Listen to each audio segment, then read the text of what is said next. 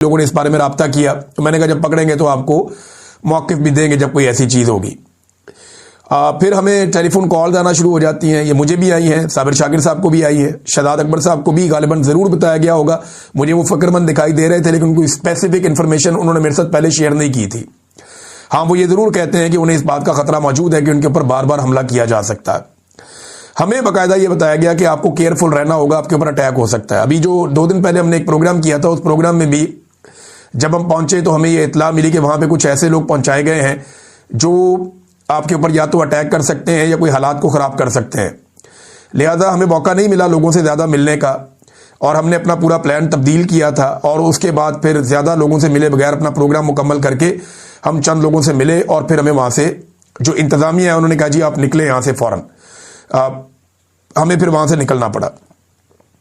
अब ये बरतानवी हुकूमत को देखना होगा कि एक साबिक फेडरल मिनिस्टर है, कैबिनेट का मेंबर है, और एक इंपॉर्टेंट आदमी है, पाकिस्तान से उसका ताल्लुक है। बरतानिया में उसके ऊपर 2 मरतबा हमला हो चुका है। इस हमले के पीछे कौन लोग हैं? इस शख्स के बारे में एक और चीज़ उन्होंने कंफर्म की कि चेहरे के ऊपर उसने मास्क पहना हुआ था, यानी वो अपनी शनाख्त को छुपाना चाहता था। ये एक इंतहाई अफसोसनाक वाकया है, और ये वाकया बता रहा है कि किस तरीके से मुखालिफ आवाज़ों को कुचलने का रुझान बढ़ता चला जा रहा है, और ये बढ़ते बढ़ते पाकिस्तान से बाहर भी चला गया।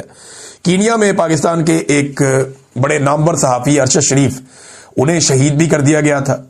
और लगातार जो लोग आज भी पाकिस्तान की रियासती इदारों के हवाले से खबरें दे रहे हैं या ये बता रहे हैं कि वो ज़्यादती कर रहे हैं, वो सियासत में मुदाखलत कर रहे हैं, और पाकिस्तान के हवाले से जो लोग इमरान खान के मौक़िफ़ को सुनवा रहे हैं, वो लगातार ख़तरे में है, और ये ख़तरा ख़त्म नहीं हो रहा। ये नाज़रीन खबर है, मैंने आप तक पहुँचा दी है, और ये बात आप अपने जहन में रखिएगा कि ऐसी चीज़ें खौफज़दा नहीं कर सकती। ना तो शहजाद अकबर खौफज़दा है, ना इससे पहले कभी कोई और खौफज़दा हुआ। ये जो मर्जी कर लें, ये काम तो होता रहेगा, ये सिलसिला रुकेगा नहीं। जब हमने ये काम शुरू किया ना, हमें इस बात का आइडिया था कि इसके नताइज क्या हो सकते हैं। पहले दिन ही पता था कि इसके नताइज क्या हो सकते हैं, और वो नताइज भुगतते भुगतते हम ये काम करते रहे। तो हमें आइडिया है कि आगे क्या हो सकता है, मैक्सिमम क्या हो सकता है, और जो हम कर सकते हैं वो हम करते रहेंगे। हमारा काम है आवाज़ उठाना, बोलना, और जमहूरियत के लिए, पाकिस्तान में आज़ादी इज़हार राय के लिए, इंसानी हुकूक के लिए, मैंडेट के एहतराम के लिए, रूल ऑफ लॉ के लिए हम आवाज़ उठाते रहे हैं, हम आवाज़ उठाते रहेंगे। नाज़रीन, एक और जो अहम खबर है पाकिस्तान से, जब वज़ीर आज़म ने कहा कि जी आप मुज़ाकरात करने हमारे साथ आकर, तो इस पर पाकिस्तान तहरीक इंसाफ ने एक बड़ा स्मार्ट मूव खेला है। अब समझ आई कि इमरान खान साहब ने यह काम क्यों किया था। उन्होंने कहा जी कि आप जाने और तहरीक तहफ़्फ़ुज़ आईन पाकिस्तान जाने, इमरान खान साहब ने ये मैंडेट के मुज़ाकरात करने है या नहीं करने, मामला किधर जाना है, ये इमरान खान साहब ने दिया हुआ है तहरीक तहफ़्फ़ुज़ आईन पाकिस्तान के लोगों को। पीटीआई ने कोई मुज़ाकरात नहीं करने, हमारी तरफ से सुरख झंडी है। पीटीआई मुज़ाकरात नहीं कर रही, पीटीआई तो करेगी एहतजाज, स्ट्रीट मूवमेंट का आगाज करेगी, जिसका इमरान खान साहब ने कहा हुआ है। तो हम तो करेंगे जनाब अपना वो काम, ये पाकिस्तान तहरीक इंसाफ ने कह दिया, हमारी तरफ से मुज़ाकरात नहीं है। हाँ, तहरीक तहफ़्फ़ुज़ आईन पाकिस्तान के साथ आपने मुज़ाकरात करने हैं, वो इमरान खान साहब से आप उनकी मुलाकात करवाएं, वो जाने और इमरान खान साहब जाने। तो पीटीआई ने, जो नॉर्मली होता है ये था कि जब भी कभी मुज़ाकरात होते थे तो पीटीआई की एहतजाजी तहरीक मुतासर हो जाती थी कि जनाब एक तरफ एहतजाजी तहरीक चल रही है, एक तरफ मुज़ाकरात चल रहे हैं, ये किस तरह की तहरीक है। तो अब पीटीआई कह रही है जी हमारा फोकस सिर्फ तहरीक पे, हमारे लीडर ने कह दिया हमने मुज़ाकरात नहीं करने, हम तहरीक चलाएंगे। तहरीक तहफ़्फ़ुज़ आईन पाकिस्तान कह रही है ठीक है आपने मुज़ाकरात करने हैं, तो नए मीसाक़े जमहूरियत पर बैठ जाते हैं। अब इसमें जो इमरान खान साहब के दस्तखत है वो हम करवा लेंगे, ये उन्होंने गारंटी दी। नया चीफ इलेक्शन कमिश्नर लाया जाए और नए इंतखाबात करवाए जाए, ये 2 शराइत उन्होंने रख दी तहरीक तहफ़्फ़ुज़ आईन पाकिस्तान ने। नया मिसाक़े जमहूरियत कर देते हैं। मिसाक़े जमहूरियत क्या 2006 में अपोजिशन जमातों ने किया था।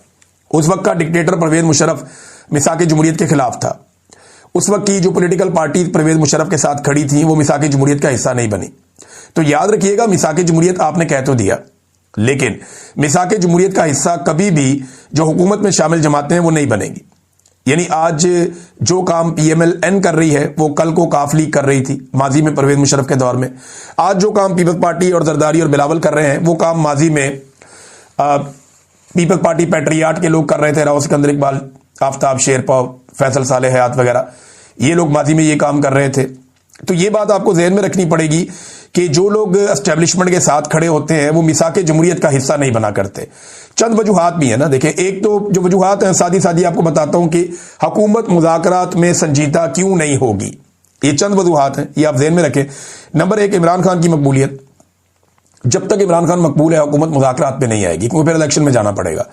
नंबर दो, एस्टेब्लिशमेंट के साथ उनकी शराकत है, तो मुज़ाकरात तो एस्टेब्लिशमेंट के खिलाफ ही उन्हें, तो वो नहीं आ पाएंगे। नंबर तीन, अवाम में बिल्कुल वक़्त खो दी है इन्होंने, अवाम इनको मुंह नहीं लगा रही, तो ये मुज़ाकरात में आके इलेक्शन में क्यों जाए। और नंबर चार, गवर्नेंस में बिल्कुल नाकामी है, इनके पास कोई ऐसी चीज नहीं है जिसकी बुनियाद के ऊपर ये पब्लिक में जाकर ये कहें कि जनाब हमने ये काम कर दिए। अवाम को दिखाने के लिए भी इनके पास कुछ नहीं है।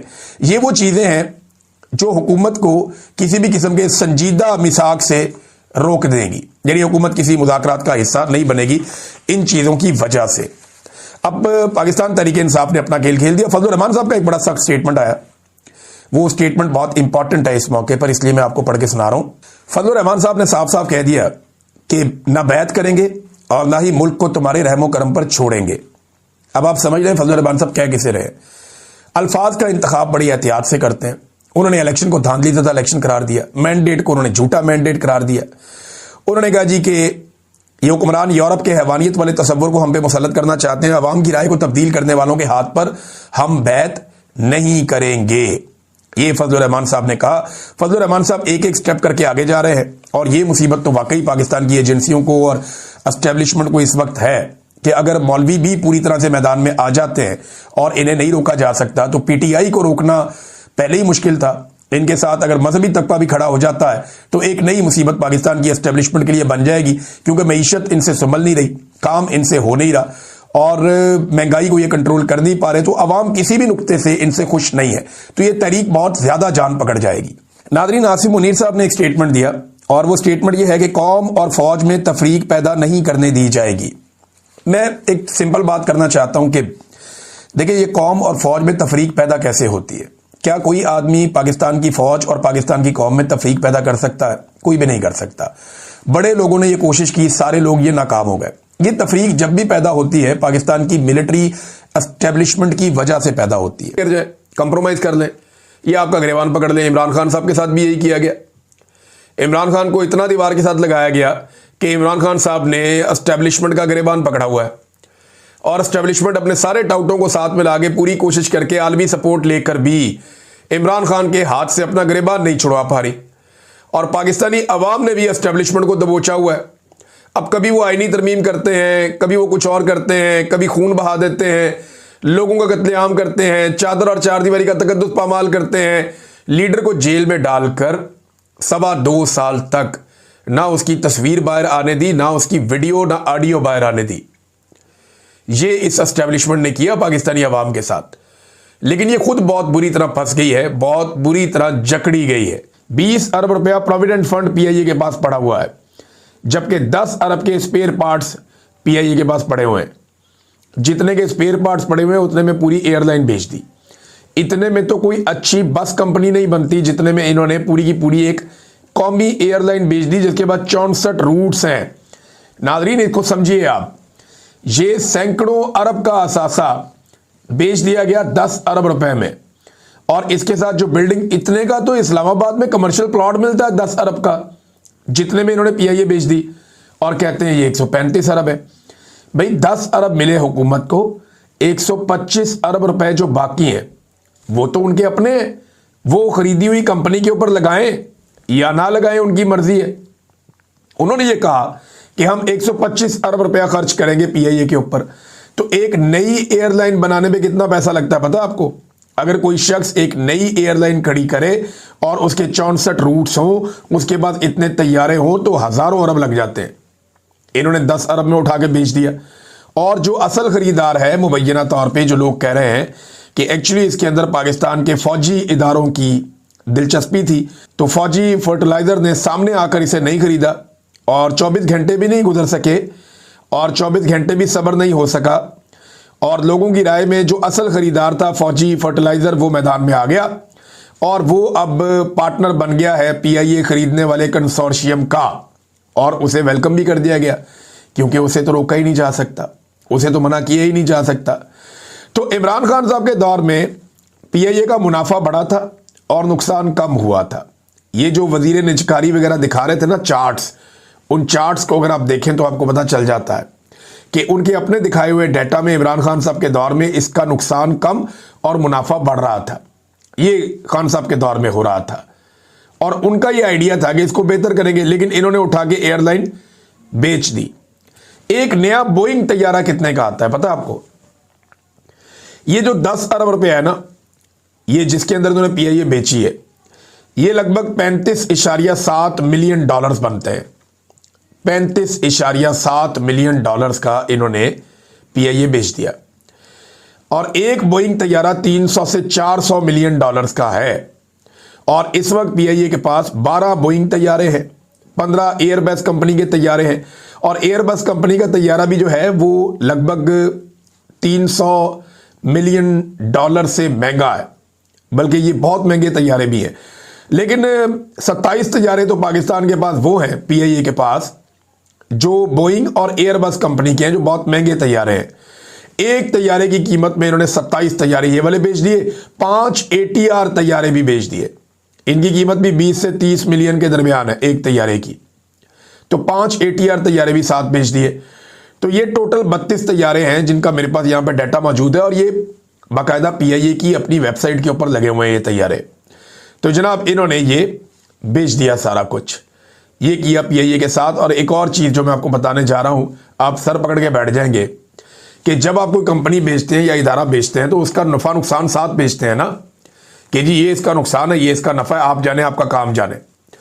तो सारी नफे वाली चीजें उनको बेच दी, तैयारे भी बेच दिए, रूट्स भी बेच दिए, बिल्डिंगें भी बेच दी और इसके साथ साथ जो स्पेयर पार्ट्स हैं वो भी बेच दिए, इसकी जो गुडविल है वो भी बेच दी। जितनी नफे वाली चीजें हैं वो सारी की सारी पीआईए की बेच दी। अच्छा अब आ जाए जरा नुकसान वाली चीजें। इसके जितने इजाफी मुलाजिम हैं वो सब 1 साल में हुकूमत ले लेगी, उनकी तनख्वाहें और उनकी पेंशन हुकूमत की जिम्मेदारी बन जाएंगी। अंदाजा कीजिए आप, ये सौदा किया पाकिस्तान का पाकिस्तानियों ने, ये मौजूदा हुक्मरानों ने किया पाकिस्तान के साथ। और एक और अजीब बात, पीआईए का 750 अरब का जो कर्ज है वो हुकूमत अदा करेगी। ये अदनान आदिल साहब की खबर है। 750 अरब रुपए का जो पीआईए का कर्जा है वो भी हुकूमत अदा करेगी, यानी वो पैसा अवाम अदा करेगी। एक ऐसी एयरलाइन जो मुनाफे में जा रही थी, पाकिस्तान के हुक्मरानों ने उसको तबाह बर्बाद कर दिया, बेड़ा गर्क कर दिया पीआईए का। इनकी अपनी जाती एयरलाइन कभी खराब नहीं होती, इनके अपने जाती जो कारोबार है वो कभी खराब नहीं होते। इनकी कोई कंपनी, कोई मिल, कोई फैक्ट्री कभी नुकसान में नहीं जाती, लेकिन पाकिस्तान को इन्होंने नुकसान में धकेल दिया। माले मुफ्त दिले पे रहम, और फिर ऊने पोने बेच भी दिया। और बेचने के बाद खरीदार कौन निकला? वो भी खुद ही निकल आए, अपने ही जाती दोस्त ताल्लुक वाले अपने ही लोग निकल आए। और फौजी फर्टिलाइजर कंपनी इसके अंदर भी घुस गई।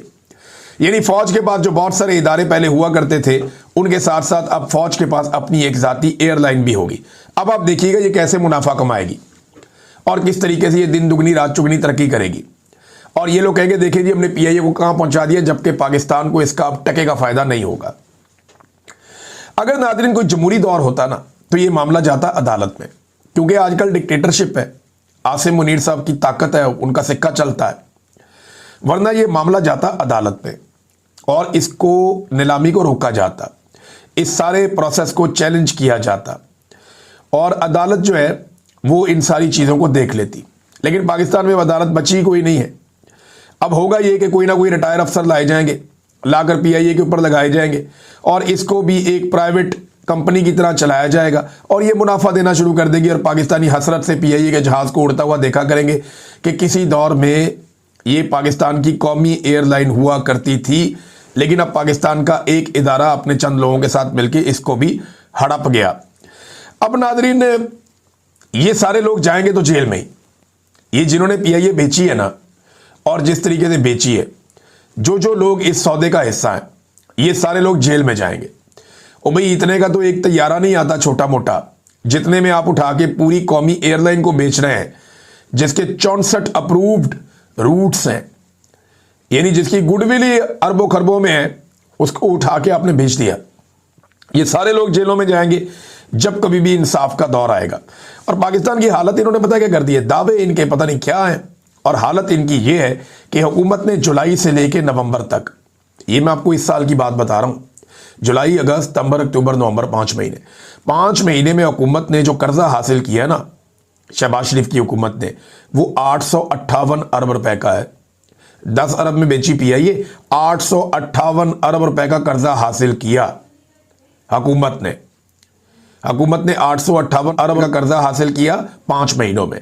ये फी महीना कितना बनता है? 171.6 अरब। 171.6 अरब हर महीने ये कर्जा हासिल कर रहे हैं, जबकि रोजाना कितना कर्जा हासिल कर रहे हैं? 6.25 अरब रुपया रोजाना कर्जा हासिल कर रहे हैं। यानी हुकूमत एक दिन में जितना कर्जा हासिल करती है वो 6.25 अरब रुपया है। ये पैसा कहां खर्च हो रहा है? क्या आपको कहीं नजर आ रहा है 6.25 अरब रुपया रोजाना का खर्च होता हुआ? या आपको कहीं नजर आ रहा है 171-72 अरब रुपया एक महीने में कहीं खर्च होता हुआ? या ये 858 अरब रुपया आपको कहीं खर्च होता हुआ पाकिस्तान में नजर आया हो? कोई बड़ा प्रोजेक्ट, कोई बड़ी इंडस्ट्री लगी हो पाकिस्तान में, कोई बड़े यूनिवर्सिटियां अस्पताल इन्होंने बनाए हो, कोई नए प्रोजेक्ट इन्होंने बड़ी बड़ी सड़कों के बनाए हो, कोई बड़ी यूनिवर्सिटीज बनाई हो, कोई चीजें इन्होंने बनाकर दी? कुछ भी नहीं इन्होंने बनाया। जब इन्होंने टके का काम नहीं किया तो ये 858 अरब रुपया इन्होंने 5 महीनों में खर्च कहां कर दिया? नाज़रीन, ये सोचने वाली बात है। ये पैसा कहां जा रहा है? ये धड़ाधड़ पाकिस्तान का नाम इस्तेमाल करके दुनिया से पैसा हासिल कर रहे हैं। ये पैसा जा कहां रहा है इसका कोई हिसाब किताब नहीं है। किसकी जेब में जा रहा है, किसके अकाउंटों में गिर रहा है, कौन इस पैसे को अपने मफाद के लिए अपने पास जमा कर रहा है, इसके बारे में हम कुछ नहीं जानते। रोजाना 6.25 अरब रुपया ये पाकिस्तानियों के नाम के ऊपर हासिल कर रहे हैं कर्जा।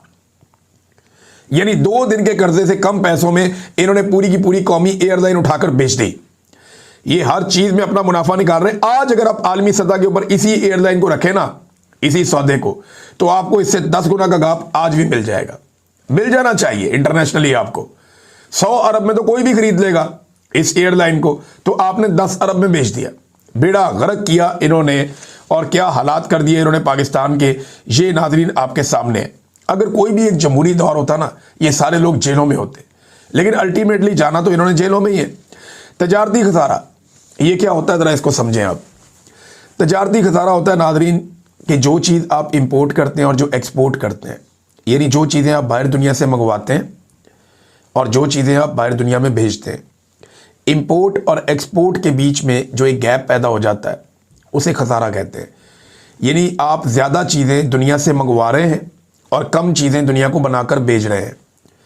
लिहाजा आपने 100 रुपये की चीज़ें बाहर भेजी और 500 रुपये की चीज़ें बाहर से मंगवा ली, तो आपका 400 का एक तजारती खसारा हो गया।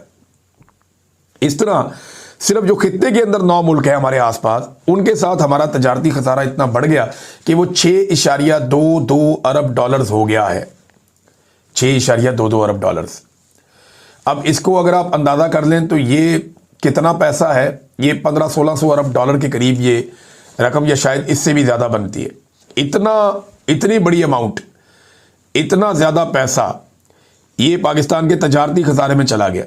ये मैं आपको इस साल की कहानी सुना रहा हूं, कोई लंबी बात नहीं कर रहा मैं आपके साथ। और एक के बाद एक स्कैंडल इस हुकूमत का आ रहा है। ये जरा आप चीनी वाला स्कैंडल देखें, एक नया स्कैंडल आया। इन्होंने जनाब, अभी क्रशिंग का मौसम चल रहा है, इस वक्त चीनी की क्रशिंग हो रही है, गन्ना ले जाया जा रहा है, किसान को इन्होंने रोल के रख दिया, क्रशिंग इन्होंने लेट कर दी। किसान का बेड़ा गर्क करने के बाद अब ये चीनी बना रहे हैं। अब चीनी बनाने के सीजन में इन्होंने 78,000 मैट्रिक टन चीनी बाहर से इंपोर्ट कर ली। एक तरफ अपनी भी चीनी बन रही है, एक तरफ बाहर से इंपोर्ट भी कर दी गई।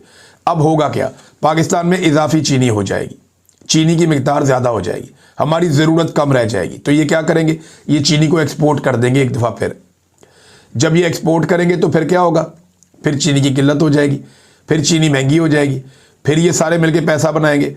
तो पहले ये इंपोर्ट करके पैसा बनाते हैं, फिर ये एक्सपोर्ट करके पैसा बनाते हैं, फिर ये महंगा करके पैसा कमाते हैं।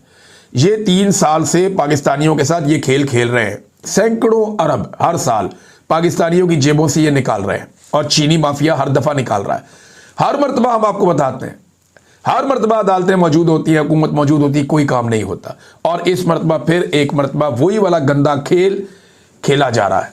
पाकिस्तान में सरमायाकारी कितनी आ रही है, इसके ऊपर जरा हुकूमत का ही स्टेटमेंट हम सुन लेते हैं। कैसर अहमद शेख साहब इकोनॉमिस्ट भी है, हुकूमत के एमएनए है, और ये कहते हैं जी मैं खुद बोर्ड ऑफ इन्वेस्टमेंट का सरबराह हूं। मैं ये खुला एतराफ़ करता हूं कि अभी तक फॉरेन इन्वेस्टर्स का एतमाद बहाल नहीं हुआ। हमारे अपने मुल्क का बिजनेसमैन दुबई जा रहा है, वहां काफ़ी इन्वेस्टमेंट हुई है, पाकिस्तान में कोई इन्वेस्टमेंट नहीं लेकर आ रहा। ये बात हुकूमती रुकन खुद कर रहे हैं। ये नाज़रीन हालात।